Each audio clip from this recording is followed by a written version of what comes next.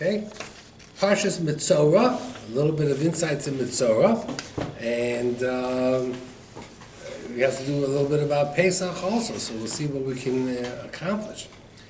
Anyway, we're going to go back and forth a little bit. Let's talk like this. A person who has leprosy, right? Mitzorah, again, we call it leprosy, it may not be leprosy. Once it's clear he has leprosy, he has to be outside the camp. He's isolated, he's on his own. And if anybody comes near, he's supposed to warn them off. Tomei, Tomei Yikra. He calls out, I'm Tomei, because he is like a dead person. Contamination. Right, he contaminates you like a dead body, which is very interesting, because when he becomes pure, so we take the two birds and we take the red string and the 8 areas and we dip it in water. He brings down the Sefer HaChinuch, something I didn't know. He says, you sprinkle on him the ashes of the Parah Aduma. Now that's not in the Torah. Mm-hmm. He says on day 3 and day 7, that means once he's tahor, he can't go home for a whole week. And during that week, it's like you're tomei, touching the dead body. You have to sprinkle on yourself the ashes of the Parah Aduma, as if to say you were a dead body, and now you're becoming tahor. So that's fascinating that he has that. Anyway, the Gemara says, it's a Gemara Moed Katan. Why does he say tomei, tomei? A, to keep people away. But then the Gemara says, for people to hear and to daven for him. To daven for him. So the Chafetz Chaim asked, why can't he daven for himself?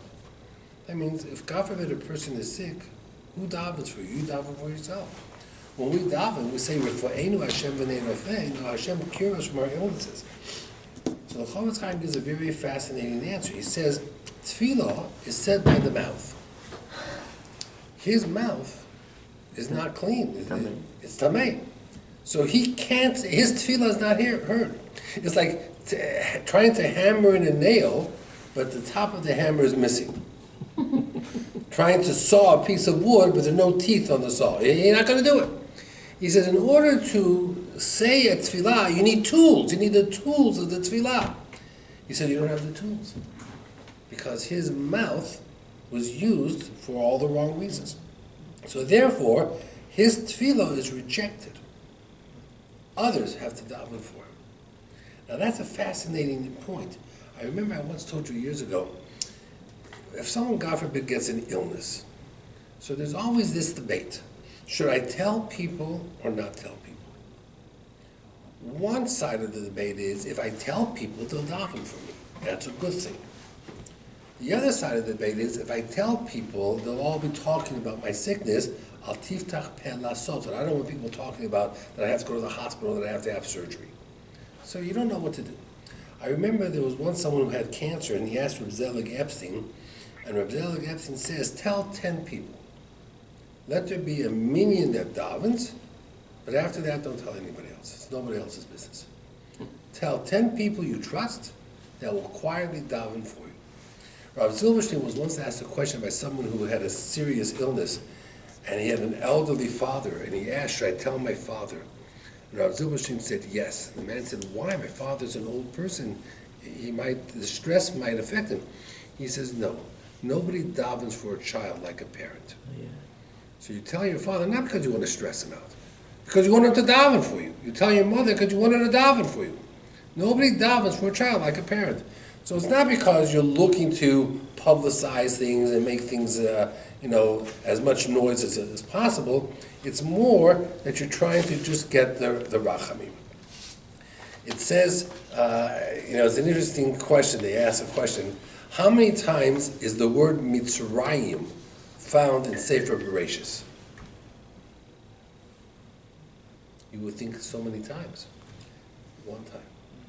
It mentions the 4 children of Canaan, one of them was Mitzrayim. By Avram, it doesn't say Mitzrayim. It says he went Mitzrayim mo, towards Mitzrayim. Everything is towards Mitzrayim. And one of the Mepharshim say, very interesting.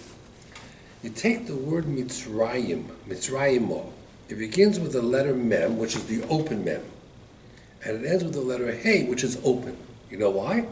In Sefer Bereshis, if you went down to Egypt, you were able to leave. In Sefer Shemos, Mitzrayim is open then. You can get in, but you can't get out.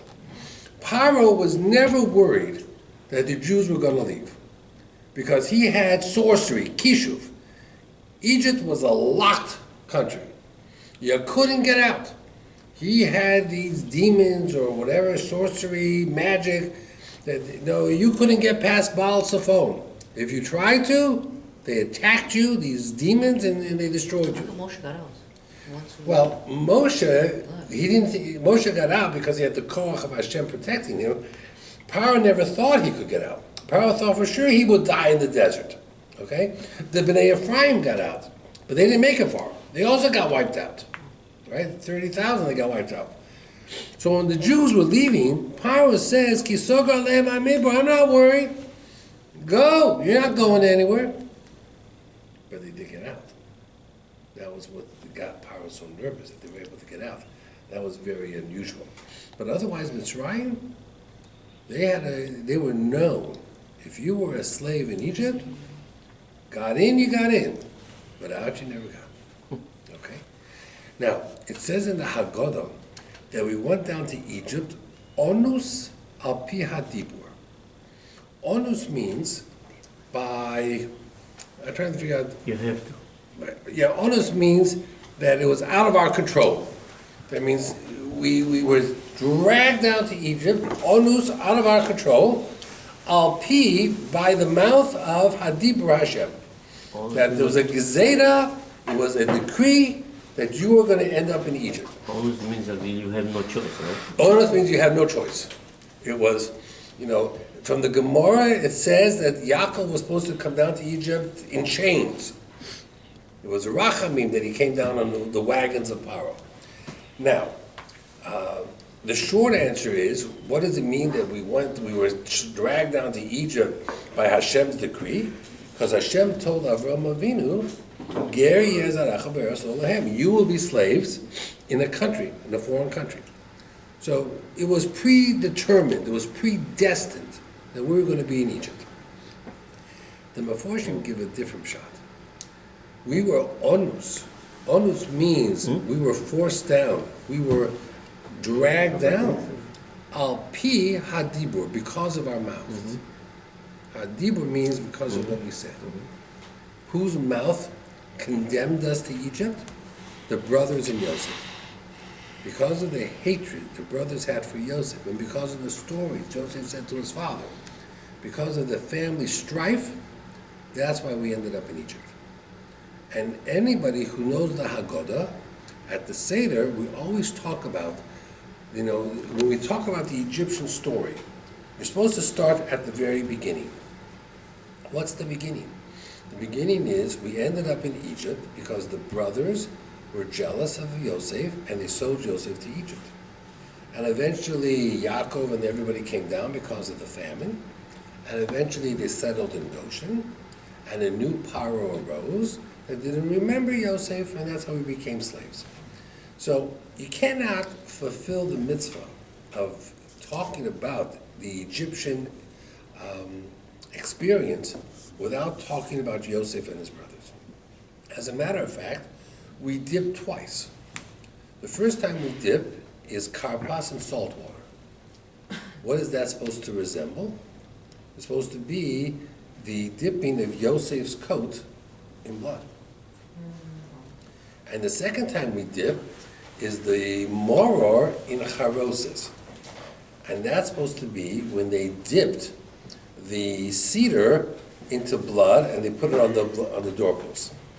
So we dip twice. That's what we say in the Manishana. All other nights we don't even dip once. And this night of Pesach we dip twice. Now, we have a custom at the meal, after we make the matzah, and after we finish the sandwich and everything else, the korach, we eat a hard-boiled egg in salt water. Do you eat a hard-boiled egg in salt water, or just a hard-boiled egg? Just boiled egg. Just hard-boiled egg, because the first night of Pesach corresponds with the first night of Tisha B'Av, and Pesach also commemorates the Yortzeit of Avraham Avinu. But we eat the egg in salt water. That's our minhag. But it's brought down, we don't dip the egg in salt water, because we only dip twice. This would be a third time. So we put the egg in a bowl and we pour salt water over it. That's how we do it. Why is so? Why Well, because the salt water represents the tears and the egg represents the destruction of the Beis Hamikdash. How do you go burn it? How do we burn They it? burn it, This one side burns it. That's for the Seder plate. They roast it. We don't eat roasted meat, but that's on the Seder plate. The egg is not because of the Seder plate. The egg is because it's Avraham Avinu's yortzeit. Or because Tisha B'Av falls out on the same way Pesach starts Friday night Shabbos, Tisha B'Av is Friday night Shabbos. Yeah. We won't observe Tisha B'Av Friday night Shabbos. We'll observe Tisha B'Av fast. Saturday night, Sunday. Okay?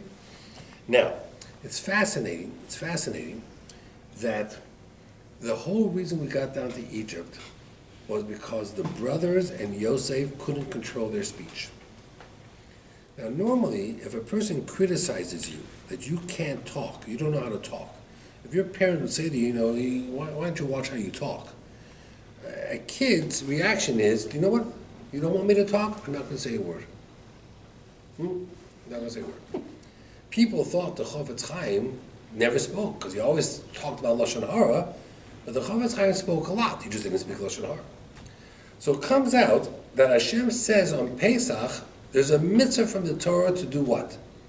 To talk. So here, we got down to Egypt because we didn't know how to control our speech. Then Moshe Rabbeinu says, why are they slaves? And Dosan Va'aviram says to Moshe, we're going to tell Paro. And what did Moshe say? Okay, no, I got it now. Now I know why you guys are here. Because you can't talk. You don't know how to control your speech. Your talk is so bad. And then Hashem, in his humor, comes and makes Pesach night a mitzvah to talk. As a matter of fact, the word Pesach is a combination of two words, Peh, Soch. Peh means mouth, Soch means to speak. So Hashem says, you want to know whether you're worthy of this yontif? You want to know if you're worthy of freedom? This is the test. You're going to do a lot of talking. Just don't speak Lashon Hara. You're sitting around the table, talk about everything you want to talk about. Just don't destroy your family members at the table, and don't talk about each other, and don't talk about this aunt and this uncle or this cousin or whatever it is. When families get together, I got to tell you, Chol HaMoed is sometimes the worst time for me, because all these families are together for the first 2 days of Pesach. By the end of Pesach, nobody likes each other. They don't want to sit there. I get families coming to talk to me because they can't stand each other.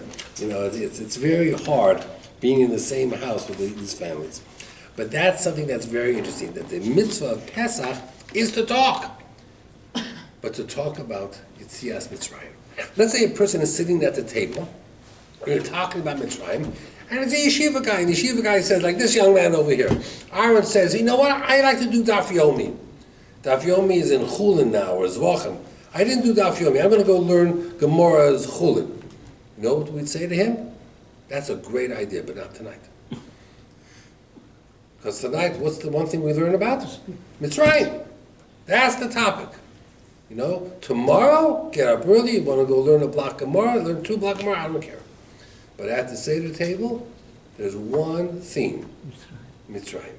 How we got there, what we got there, what happened there, how we got out, that's what the theme is all about. As a matter of fact, there are certain mitzvahs that we have. There are 2 Torah mitzvahs. What are the 2 Torah mitzvahs at the Seder? Matzah. Eating matzah. Allah chilas matzah. And we make a bracha. First we make a bracha, motzi lechem min haaretz, and then we make a bracha, asher ki yeshana b'mitzvot v'tzivonu al achilas matzah. And then we lean to the left, and we eat matzah. Sometimes it's so hard to eat as much matzah as we do, so you can drink a little bit if you have to. What's the second Torah mitzvah? Maror. No, that's interesting. Maror is only midrabanan. You know when it's a Torah mitzvah? When there's a Korban Pesach. No Korban Pesach, Maror jumps to the Rabbanan. The second Torah mitzvah is the Pesach story. Every time you sit there and you ask questions back and forth to understand the Pesach story, you're fulfilling a Torah mitzvah. Those are the two. There are 3 mitzvahs from the Rabbanan. 4 cups of wine. That's why we make brachot. Now, you only make a bracha on cup 1 and cup 3 is Birkat HaMazon. We make on all 4 cups of wine. Eating moror, that is midrabanan. Now, how do you eat moror? We use romaine, which is not really very bitter.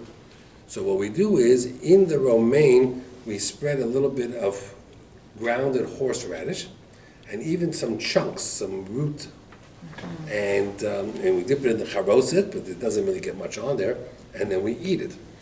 The romaine lettuce, everybody can tolerate, but the horseradish, some years it's deadly. It's not bitter. It's spicy. Well, it's strong. I mean, you'll see tears. It'll clear out your sinuses. If you have allergies, it's gone. If you. It's spicy. I don't know if spicy is right. It's sharp. Hot spicy. No? It's sharp. It's sharp. So that's the morah. That's midrabanan. And the third mitzvah midrabanan is halal. At the Seder, we begin the halal, then we have the meal, and then we have the end of halal. So those are the 3 mitzvah midrabanan. We make a sandwich, korach, which is matzah, again with some of the romaine lettuce, and we put in the root. Some people actually put charoses in the sandwich. We don't. My kids do. My grandchildren do. You put charoses literally in the sandwich. Mm-hmm. Well, that's really what it is. What does the charoses stand for? Mud. The mon? The mud. Mud. Oh, I thought it was for the chomer levanim, the mortar and bricks and everything else. Right? That's what it stands for. See, I knew you would remember me at your Seder. Because it stands for the bricks, I got to figure it out. That's okay. So you'll see at your Seder, you'll see. Someone will say it at your Seder, you'll laugh. But okay. But that's what it is. So we don't necessarily put it in the sandwich, but my children and my grandchildren often do. That's fine. Every custom is acceptable. And then we get to the Suda. Now, it's an interesting machloket. Let's say the Seder begins probably around 8:30, 9 o'clock. By the time you go to shul, you daven mincha marav, you come home. And then there's a big debate this year. Do you sing Sholem Aleichem and Eshes Chayil? Because it's Friday night. Normally on Friday night, that's what we do. In the Haggadah, it's not found. When you look in the Haggadah, it has Vayachulu for Kiddush Friday night, but somehow no one ever printed sing Sholem Aleichem Eshes Chayil, because it's a different night. It's Leil Shimurim, you're guarded. It's a mitzvah to get into the Seder right away. You don't want to delay with things. So some people sing it, some people don't. Everybody will do whatever they want. But even if you start by 9 o'clock, just reading through the Haggadah, discussing different points, questions back and forth, you're not going to get to the meal till about 11:30. That's when we get to the meal, about 11:30. And then the meal takes a good hour. It's about 12:30, quarter to 1. And then there's a machloket. Do you have to eat the afikomen before chatzos? Chatzos is about 1 o'clock. So I'm going to go through that in a moment, what the opinions are. But even if you make chatzos, so now you eat the afikomen, it's 1 o'clock. Then you have to finish off the rest of the Seder. You're going to go till about 2 or 2:30. Then you got to clean up a little bit and everything else. So we usually end the Seder by about 2:30. Night. Yeah. 2:30. 2:30, that's when we What finish. about your grandkids? So the older grandkids are up. The younger ones go to sleep. There's no question about that. But they don't want to go to sleep because I told you what I do. Each one of my grandchildren gets an envelope. And I have by me an envelope full of dollar bills, fake dollar bills, $5, $10 bills. Fake one. Fake ones. And I ask questions. And some Why questions not are worth use $1, them? and some questions are worth $2, some questions are worth $3. If they do them on a shana, they get $1. If they get $5, they can trade it in for a $5 bill or a $10 bill. And after the Chagim, after the first days are over, between the two Seders, They can come to me with their envelope, and I'll give them money for what's in there. Real money? Real money. So they'll get about 20, usually they average about $25. You know, listen, I have 14 grandchildren, whatever it is, you know, so they're not all there. But, you know, you go around. So they don't leave the table. You know, they're afraid if they leave the table, they'll miss a question. They miss a question, they miss $1. And then they can take that, they can go to Target, or it used to be Toys R Us. They can buy whatever they want. You know, they can spend it any way they like, and they do. And they buy it. I have presents for them anyway, I've already accumulated. But by doing that, I throw out questions. And there's not a grandkid leaves that table. And they're listening to every question, because if someone doesn't know, they'll raise it. I know it. Well, I get $1. They'll get $1. You know, so it's pretty wild. The adults feel left out because the kids are all so excited about it. So there are things you can do. But then at 2:30, so then you have to clean up a little bit, whatever it is. For me, it's a little bit harder because I get up for Hashkama. So I get up by 6 to go to shul. So, but I'm home by 9. You see, when all of you go to shul, what time do they daven here? 7:30. 7:30 they daven here? That's not bad. 8. On Saturday, but on Pesach it's maybe like 8. hour or 8 or 8:30. See, by 8:30. No, 8:39. Right, 8:30, but I'm already on my way home. So while you're sitting in shul for 2 or 3 hours, I'm sleeping. I'm relaxing. And it's so geshmak. All the kids are out, everybody's out in shul, and I'm home, it's quiet. You know, so there's a method to my madness, you have to understand. You know, that's real freedom. You don't have Sunnah after After 12 o'clock? After, yeah, we have lunch. Sure, then I go back to sleep again. Yeah, but sure, lunch is about, you know, the kids come home by about 11:30, and then, you know, they make kiddush. You know, with Pesach, normally you come back, you make kiddush, you have cake, whatever it is. But the Passover cake is shahakol, it's not mizonot. It's a different type of a cake. It tastes different, you know. We're into the chocolates, you know, that's what we like. The chocolates are very special. So it's a machloket. Do you have to eat the afikomen by midnight? And again, midnight now, when the time changes, is about 1 o'clock. It's a machloket Rabbi Akiva and Rabbi Eliezer ben Azariah. Rabbi Eliezer ben Azariah says that the mitzvah of eating the afikomen is connected to the Korban Pesach. And the Korban Pesach had to be eaten before midnight. Because that's when the firstborns were killed. So he says all the eating has to stop by midnight. We can drink a little wine afterwards, but nothing else. Rabbi Akiva says no. The matzah is connected to when we left Egypt. When did we leave Egypt? In the morning. So you can do it in the morning. Now they've been, yes. The last thing that we should eat is the afikomen or the wine? Drink the wine. No, the last thing we eat is the afikomen. Then we have the wine from benching, from Birkat Hamazon, and the last cup of wine. But the So- last thing that we taste is the wine. Is the wine, we drink that, correct, but the taste that's supposed to remain in your mouth is the afikomen. Okay. I heard that you're not to drink water after the siddur. That's what they would say. Most people will allow water, No, oh, okay. but maybe not soda, they will allow water. Okay? There's an opinion, you know, let's say for example you make kiddush, it's 9 o'clock.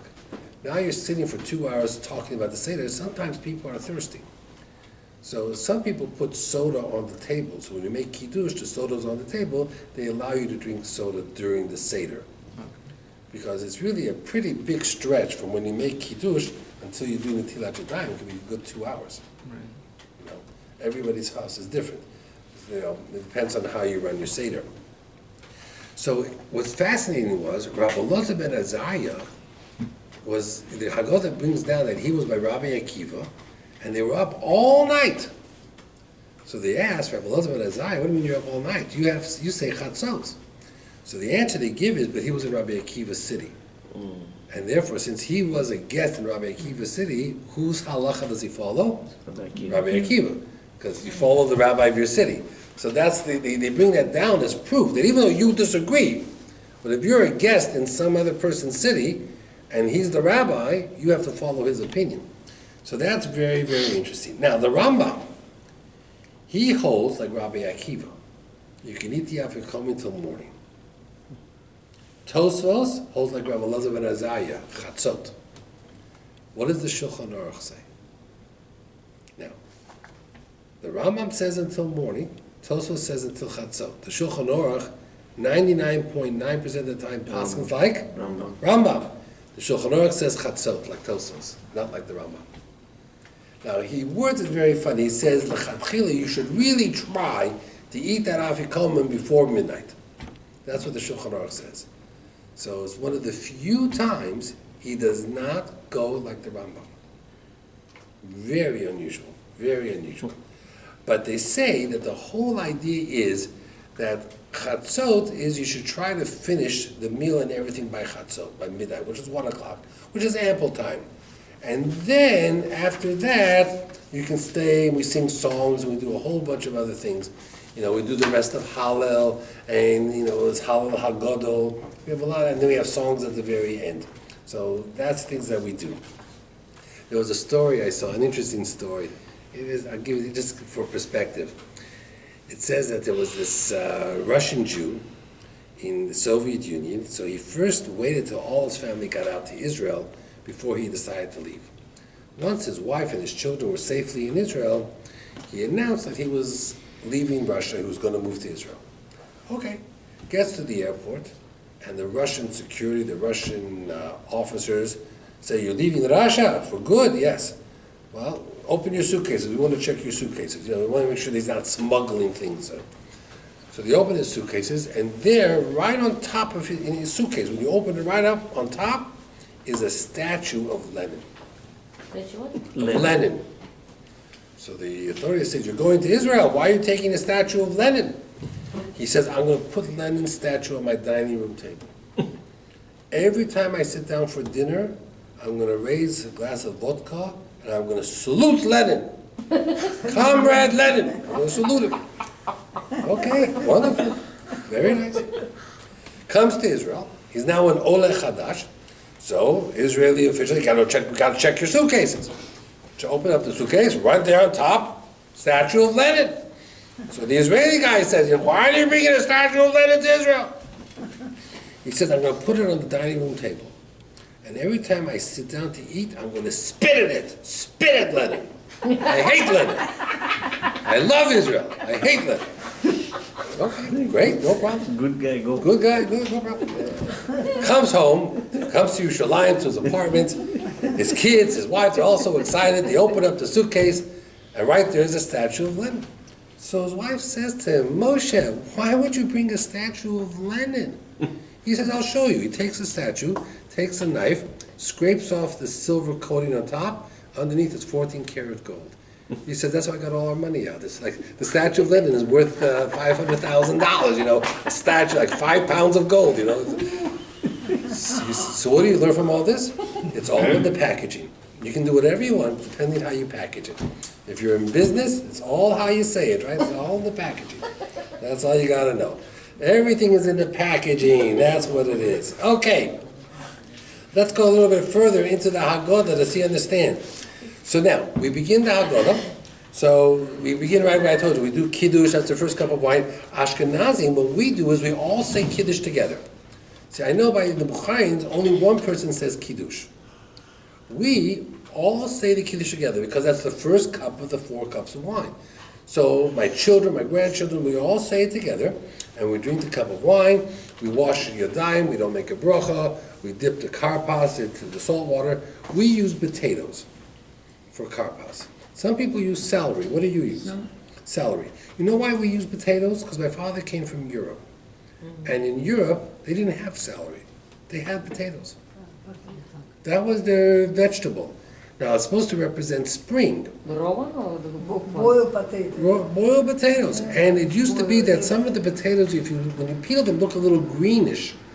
But that's what they had. You know, in Poland, all they had was potatoes. So that's where our minhag came to use potatoes. You know, so much is just the custom of the time. So you dip the potato in salt water. Some people lean, some people don't. And then you break the middle matzah, and you hide the bigger piece. That's the afikomen. Every house is different.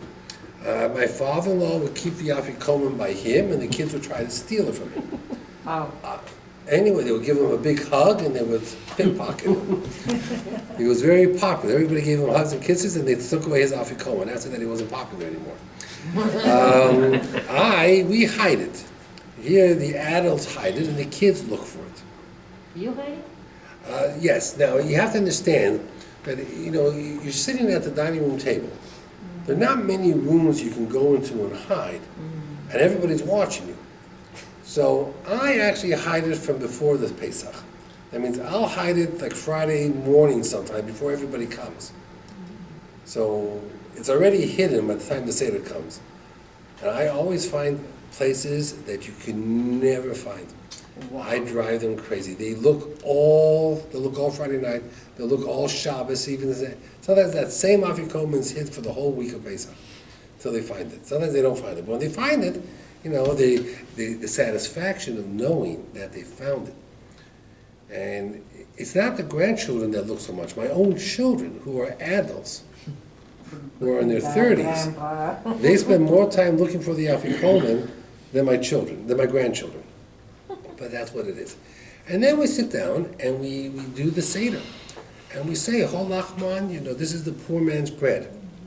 Now, it's a little bit confusing, because if I were to ask you, why do we eat matzah at the Seder? What is supposed to be our thought? What's the answer? Because he left Egypt and had the dough. So the answer is, we don't eat the matzah because we were slaves. Because we left. And we don't eat the matzah because that's what poor people eat. We eat the matzah because when we left Egypt, we didn't have time to make regular bread, That's right. which is what Rabbi Gamliel says. So the Vilna Gaon says both are true. For the first 86 years of the slavery, all they had was matzah because it was simple. It was poor man's bread. But the last year, when the plagues began, the makot began, the Egyptians were too busy getting beaten. We weren't slaves. So now we went home, we could have regular bread. But then after Makat Bechorot, Paro said, get out now. We had no choice. They didn't have any supplies. They didn't have any bread.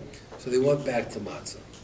So the matzah we eat symbolizes slavery, but also symbolizes freedom, which is a very interesting concept.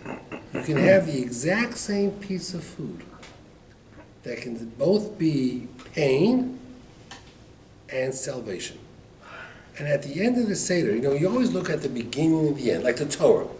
The Gemara says the Torah begins with Chesed. Hashem made clothes for Adam and Chava. The Torah ends with Chesed. Hashem buried Moshe. What's the message? Well, if the Torah begins with Chesed and ends with Chesed, then the whole book must be a book of Chesed. Okay?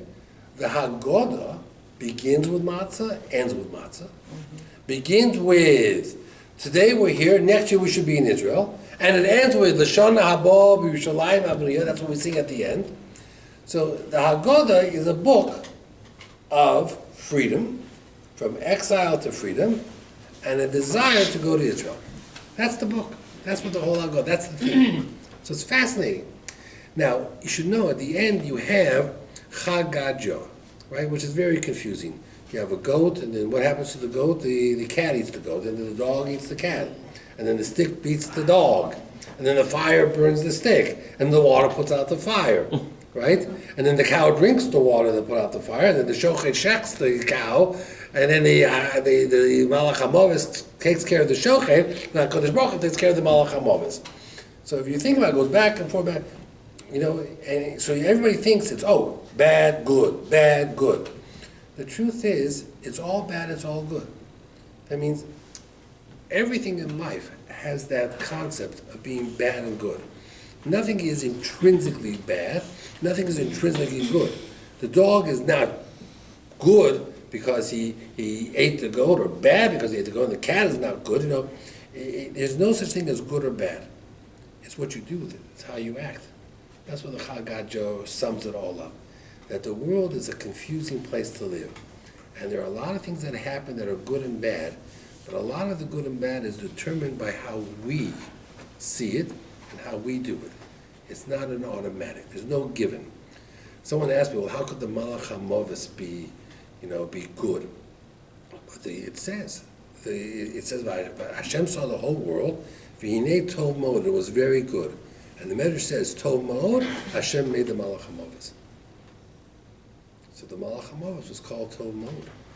And in the future, it says Hashem will do shechita on the Malach HaMovis, which is really bizarre, because shechita is a kashrus. It doesn't say he'll kill the Malach HaMovis. When you do shechita, you're not killing the thing to kill it, you're making it kosher. So when you do shechita on the Malach HaMovis, means you're going to make the Malach HaMovis kosher. Think about that for a while. The kosher Malach HaMovis, the kosher Satan. Seems very, very bizarre, but that's what it is. Make it from, in some ways. Satan kosher v'levet. Well, the Satan represents the, is a shaliach, is a Malach Hashem. Okay. We drink 4 cups of wine. Why do we drink 4 cups of wine? This is before how Hashem took us out, you see. There are 4 Lashonos of Geula. V'otzeitzi, v'yitzalti, v'galti, v'lokachti. There's a 5th one. The Hevesi, I'll bring you into Israel. But we never really made it into Israel, not that generation. And who's going to announce our return to Israel is Eliyahu. So the 5th cup of wine is always referred to as the Kos Shel Eliyahu. When you fill up the Kos Shel Eliyahu, do you use wine or grape juice? Why? We use grape juice. We figure he's had enough wine for one night. You use grape juice also? Now, when you finish, after you open up the doors and you say Shvoch Chamoscha, what do you do with the wine? Some people cover it over and use it the next day for Kiddush. Is that what you do? Well, we have so many little kids in the house, we're afraid it's going to spill all over the place. And all the tablecloths are white. So we pour it back in the bottle. That's what we generally do. Everybody always wants to have a little straw underneath the cup of Eliyahu where you can see the water going down. No, it doesn't really happen that way. There's an interesting gematria, a lot of gematrias. How many years were we slaves in Egypt? 210. So we were supposed to be there for 430. In the end, we were only there for 210 because it was shortened. And that's why Hashem said, I did you a big chesed. I made your slavery, your servitude, so hard that you worked day and you worked night, so like he covered, you did 430 years and 210 years. How many years were we actually slaves, back-breaking labor? 86. The gematria of Elokim, which is Midat Hadin. So the gematria goes, you take up a cup. The Hebrew word for cup is kos. Kos is gematria 86. 86 grams. So every cup that we drink represents the 86 years of slavery.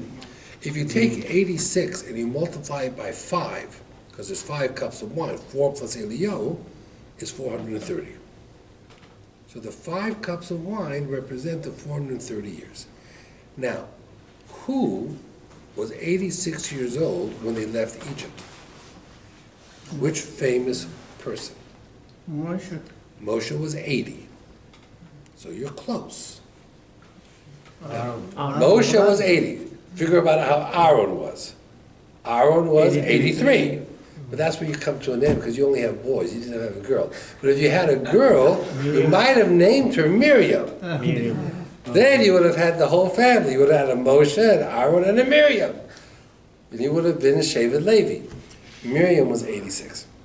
They say that her name is Mar Yom, bitter days, that the slavery began. And you have to remember, Miriam was a little girl when the slavery began. And when it began, Amram and Yocheved separated. Now, they didn't want to have any more children. And Miriam was the one who said to her father, you're worse than Paro. Because Paro was only going against the boys, you're going against the boys and the girls. And that's when Moshe was born. And that's why Miriam took a very personal protection of Moshe.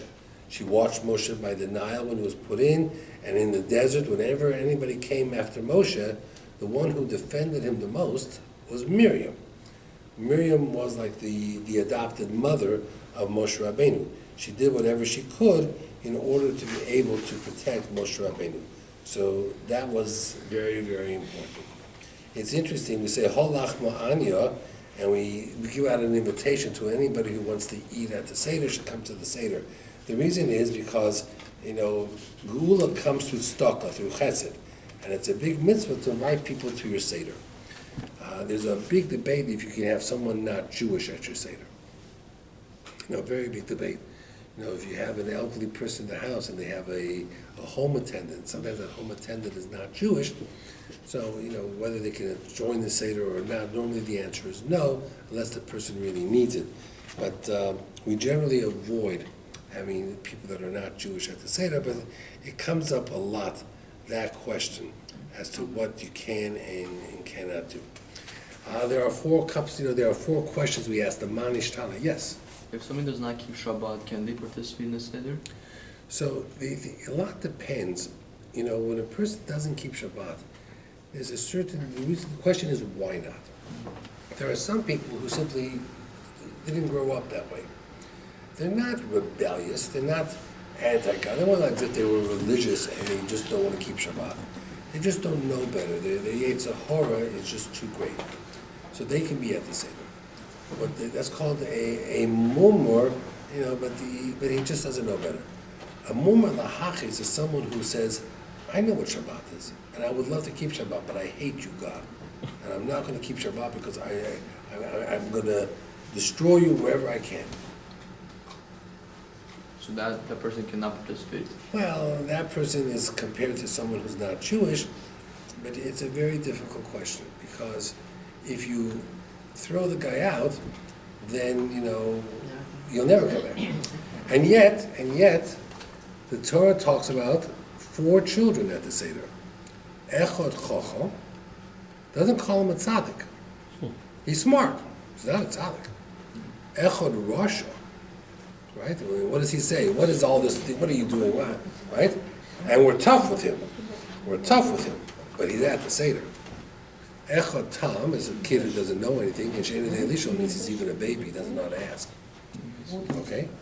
I once heard that at the end of the Seder, we open up the door for Eliyahu Hanavi, right? So Reb Shlomo Zalman Auerbach once said, we don't open up the door to let Eliyahu in, because that's silly. At a bris, we have the Kisei Shel Eliyahu. Does anybody open up the door at the bris for Eliyahu to come in? No. How does he get there? Well, he's a malach. He can get in anywhere, right? We don't have to open up a door for an angel, right? It's silly. So why do we open up the door at the end of the Seder? So the answer is not to let Eliyahu in. Rosh Hashanah says is to send Eliyahu out.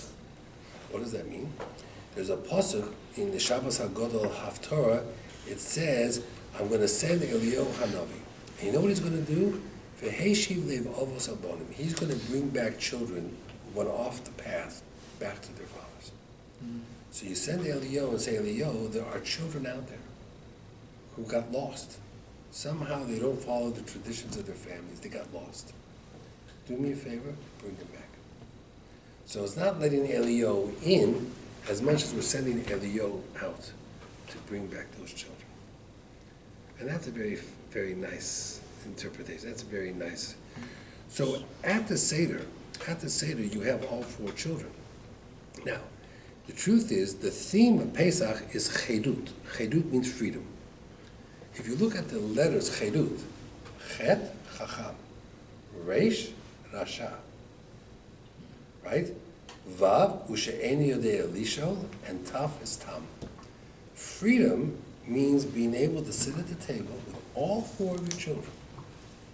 Those who know, those who don't know, and being able to have dialogue and feel like a family.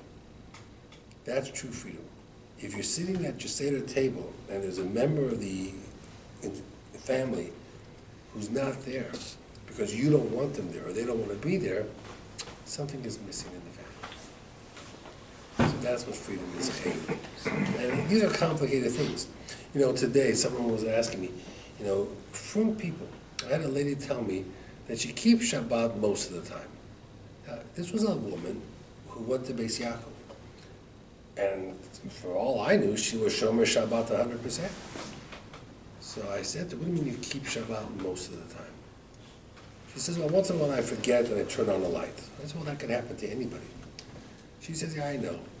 But I answer my phone, I text. My wife, it's amazing. I found out that one of the greatest challenges for teenagers today on Shabbat is they can keep all of Shabbat, but they got a text. They cannot, and here half the time I don't even keep my cell phone with me, my cell phone, I'm terrible with it, When I go out of the house, I keep my cell phone with me, but other than that, I don't keep my cell phone. But, you have this Yetzer Hara, with the cell phone, that it's really very, very, very difficult. It says that Rabbi Akiva and all these Rabbonim were going through the Pesach night, Kol Osa Laila, that night. So the Meforshim say, what was that night? It was Bar Kochva's rebellion. Bar Kochva was someone Rabbi Akiva thought was Mashiach. In the end, he wasn't Mashiach. And they didn't even know when it was light or dark out. The students had to come. Why? Because they were in a cave. It was during the Roman occupation of Israel. So it's very important as you go through the Haggadah to identify which era it was written in. When did the story take place? During the first Beis HaMikdash, the second Beis HaMikdash, during the destruction. The whole story of Rabbi Akiva came after the destruction of the Beis HaMikdash. So it's very important to know these things. How many times is Moshe Rabbeinu's name mentioned in the Haggadah? No. One time. One. Because it says, Vayaminu ba'Hashem u'v'Moshe Abdo. Otherwise, Moshe's name is not mentioned at all, which is really unusual. So I once heard a beautiful understanding of it. Who was the first person who said the Pesach story over? Who fulfilled the mitzvah of Haggadah? No. Moshe. Oh, not Aaron. No, Moshe. Why? They left Egypt. Who came in Parshas Yisro? Yisro, Moshe's wife, and Moshe's children. Now they weren't there. They weren't in Egypt. So it says in the Torah, Moshe told Yisro, and I guess his wife and children, everything that Hashem did. So the first person to actually talk about and tell over the whole Egyptian experience was Moshe to his children, to his wife, to his father-in-law. Now what do you think Moshe said? I did this and I did that. No, he never said I. He said Hashem did this, Hashem did that. So if you write down Moshe's words, how many times will you find Moshe's name in the Haggadah? 0. Because that's how Moshe was. He was an Onav. So that's really what it is. There's a question, if you get married, where should you spend Pesach? I mean, let's say you get a gentleman, he just got married, first year, Shana Rishona, first year of marriage. Do you go to your parents' house, or do you go to your in-laws' house? First night there, second night there. Well, if they live close enough, you're right. What if they live in different parts of the country? Oh, well, this year... So a lot of people say you go to your wife's parents because your wife is more comfortable there. But by Pesach, they say, no, you go to your parents. Why? Because there's a mitzvah, v'higat lebincha. Your father has a mitzvah to tell you the Pesach story. So sitting at the... What? It's better to stay home. Oh, yes, that's true. And if your children come to you, then it's better to stay home because you have a mitzvah to tell the Pesach story to your children. That's what it is. But it's one of these things that it's very, very interesting. It says over here, say umad, go out and learn. So they bring down proof from here that the best learning is when you leave home and you go to yeshiva that has a dormitory. That's what they say. Say umad. If you go out of the house and you're able to learn better. As a matter of fact, Tosfos says that in Israel, they used to send the students to Bavel. And in Bavel, they sent the students to Eretz Yisrael. Which was very, very interesting, because it was just easier, because when you stay home, right, you're too comfortable. You go home because mommy makes you supper, and she does your laundry for you, and once you're home, there are books to do, there's distractions in the house. In some modern homes, the kids stay home and watch television instead of being back in the yeshiva. So sometimes you learn better when you go off to Eretz Yisrael for a year or 2 or 3 or 4 to sit and learn. But don't say you heard that from me here. Your father will never talk to me again. But that's what, it's things of that nature. It talks about over here, Ulovan bikesh la'akros hakol. So interesting. Rami Ovid Ovi. We talk about at the Seder what Lovan did. Even though the whole Seder is to tell us how bad Paro was. It's not there to tell us how bad Lovan was. But, it's important that, understanding where Lovan was trying to accomplish whatever he could accomplish, Lovan tried, to get things done his way, and, he put Yaakov at risk, and Paro did it smart. Paro was going to do things gradually. We talk about all the 10 makos, and the 10 makos, I'll give you another example. Go back by the 430 and the 86. 86 is 1/5 of 430, right? 5 cups. How many Jews left Mitzrayim? 1/5. So we drink, each cup of wine represents the 1/5 that left. So that's something that's very, very interesting. They ask, why? Why were 1/5 saved? So he says that when Yosef took the money of the Egyptians, so they bought food from him, he let them keep 4/5 of the money. He only took 1/5. So 1/5 of Klal Yisrael were protected. No matter what happened, 1/5 will always be protected. It says that Rabbi Yosef Chaim Zonenfeld would give charoses packages to people who came to see him. If someone came to him to sell their chometz, he'd give them a little package of charoses. When they asked him why, he says, because charoses is sweet, and Rabbonim should always give out sweetness.